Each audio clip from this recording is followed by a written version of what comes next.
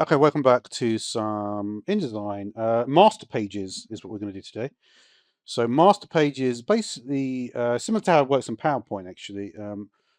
So for example, if we look at pages, you see you basically got this page here, the parent page. This is basically the master page, right? You also notice it at the bottom there. You basically have to double click to get access to it. For instance, I can click on this and this, but I'm still on the master page. So what we'll do then is we're going to work out how to do some stuff with the master page. So to start with, we're going to draw a text frame. I'm just going to do it basically from the bleed. Uh, if you have a small bleed, it basically means if you print it out, you'll never have a white space. It will always print to the edge of the paper, right? It's actually remarkably easy just to draw the box around that size as well. So we can see basically, so what we're going to do is we're going to specify an object style. So an object style, if you recall, is basically the overarching style. Other styles are not. Object is a big thing. You know, there's OOP, object-oriented programming. There's a reason why it's called that. It's because objects are number one. So anyway, we're going to make sure we. Did I press plus? I can't remember. Probably not.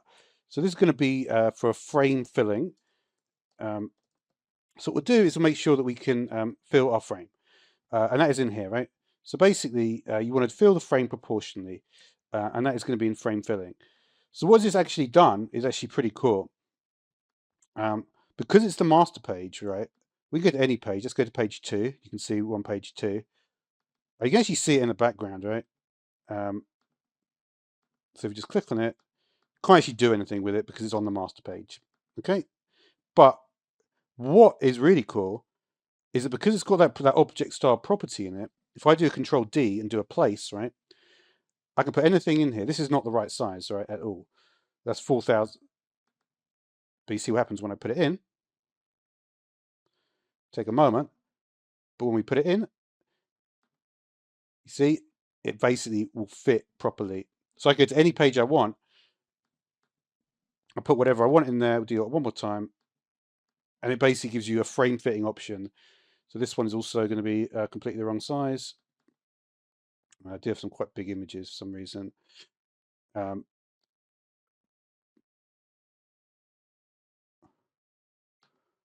you can see it's going to fit perfectly. So that's pretty cool, right? But say, okay, so going back to the master page here. Okay, so I'm back on the master page.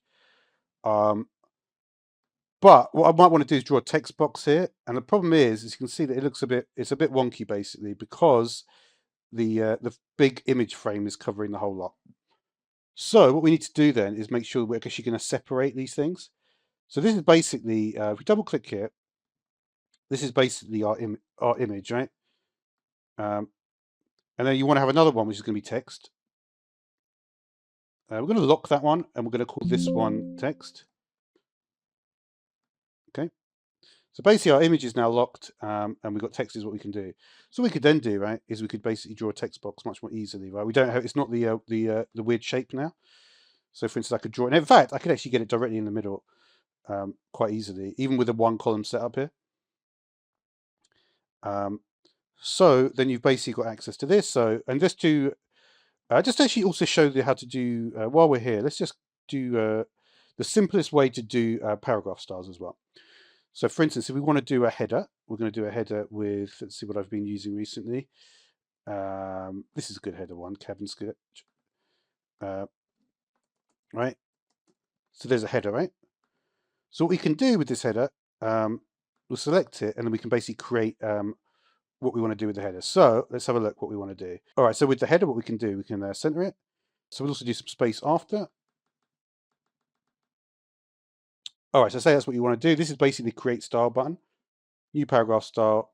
You can do header, and you can see we've got all the things that I put in there, for example, right? And then it basically appears in the paragraph style. We could also do though is if we go out of it, we basically go out and into the text frame. You can also press this button here. So there's the header in there. Like I said, we're going to overly simplify everything here. So that's what you could do, right? And then you can just delete it. It doesn't really matter. Because we basically just want to specify this box, right? Now, the thing is, right, if you go into a different page now, you'll see that box is actually there, right? But you can't select it unless you do something which is called, I think it's called a local override. And now with local override, what you basically have to do, if there's an element you want to click, you basically do Control Shift, and then you can click it, right? So then, for instance, I could just, and then I could basically double click, and then I could just put like waffle or something. Because it's already the default, it's already actually set it in the right place. Um, I was actually, funny enough, thinking about waffles here. But yeah, I mean that's basically really what I wanted to show. All right, and then we could, for instance, we could place another image again. And now keep in mind, we don't want to place the image. If we place it over in this frame, it's not going to work. We need to place it basically somewhere outside. So you'd have to think about where your frames are, and then it'll be able to place it correctly. See, if I try placing in here, it doesn't work. So always make sure that when you're placing, you know where you're placing. And yeah, that'll do. So thanks for watching.